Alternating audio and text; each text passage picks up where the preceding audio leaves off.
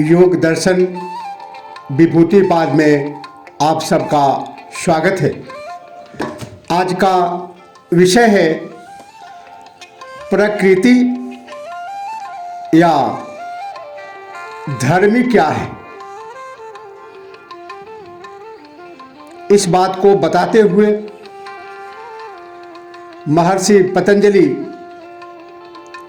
कहते हैं, शांतोदिता व्याप्त देश धर्मानुपाति धर्मी। पतंजल योग सूत्र 14। अर्थात अतीत, वर्तमान और आने वाले धर्मों में जो व्याप्त रहता है, अर्थात आधार रूप में विद्यमान रहता है, वह धर्मी है। इस सूत्र में धर्मी अथवा प्रकृति का स्वरूप बतलाया गया है कि सृष्टि के समस्त पदार्थों का मूल यह प्रकृति ही है, जो सभी में सदा विद्यमान रहती है, चाहे वह पदार्थ में कैसा ही परिवर्तन क्यों न हो जाए।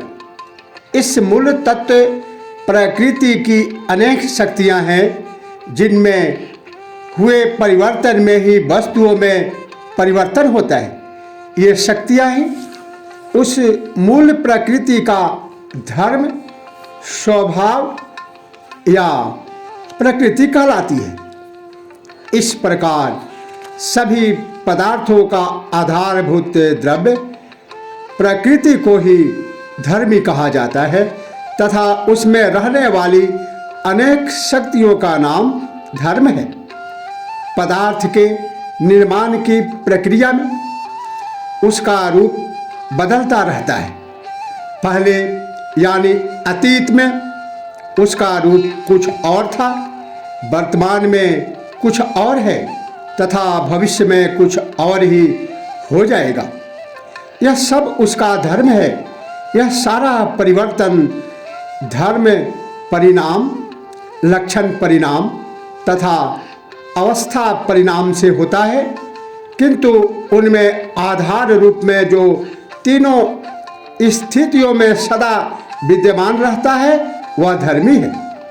वह मूल धर्मी प्रकृति ही है, जिससे संपूर्ण रूपों का विकास होता है। जिस प्रकार पहले जो बर्फ था, वर्तमान में पानी है तथा भविष्य में वाष्प बन जाएगा, ये तीन रूप उसके धर्म हैं। तथा मूल में जो जल है वह धर्मी है। इसी प्रकार अन्य पदार्थों में समझना चाहिए। इस प्रकार एक धर्मी के अनेक धर्म अथवा अनेक रूप हो सकते हैं, जो प्रकट और शांत होते रहते हैं। इस प्रकार इनके तीन भेद हैं। पहला, अव्याप्त देश। इन धर्मों में कुछ धर्म उस धर्मी में शक्ति रूप में विद्यमान रहते हैं। उनका प्रकटीकरण नहीं होता, जिससे उन्हें व्यवहार में नहीं लाया जा सकता। उन्हें अव्याप्त देश कहते हैं। ये समय पाकर भविष्य में प्रकट होंगे, इसलिए इन्हें अनागत या आने वाले भी कहते हैं। जैसे बीज में वृक्ष छिपा है, बच्चे में पूर्ण मानव के सभी धर्म, सभी शक्ति छिपे हैं, जो समय समय पर प्रकट होते हैं। लकड़ी में अग्नि छिपी है आदि। उदित। दूसरा भेद, उदित। जो धर्म पहले धर्मी में शक्ति रूप में छिपे हुए थे, उनका समय और परिस्थिति को पाकर प्रकट हो जाना उस धर्म की उदित अवस्था है। उस धर्म का वर्तमान होना भी कहते हैं। जैसे बीज में छिपे वृक्ष का प्रकट हो जाना, बच्चे में 14 वर्ष की आयु पर काम शक्ति का प्रकट होना, लकड़ी को रगड़ने से उसमें से अग्नि का प्रकट होना आदि।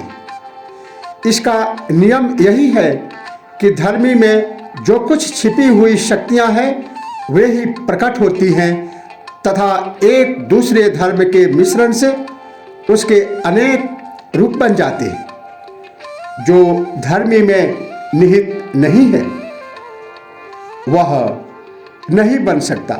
वह संपूर्ण सृष्टि उसी प्रकृति के विभिन्न रूप है तथा इन रूपों की सीमा भी नहीं है।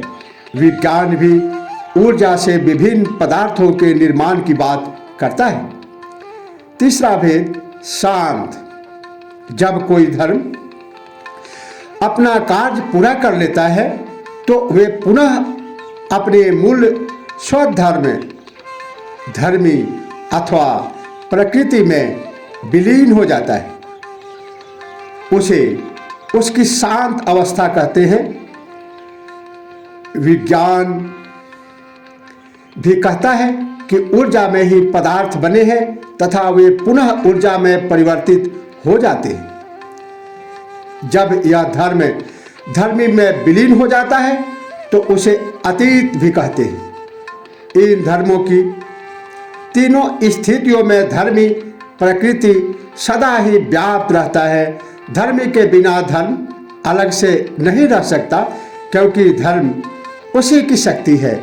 जैसे नृत्य को नृत्यकार से, संगीत को संगीतकार से अलग नहीं किया जा सकता है, दोनों अभिन्न है, उसी प्रकार प्रकृति और उसकी शक्ति धर्म है जो अभिन्न है।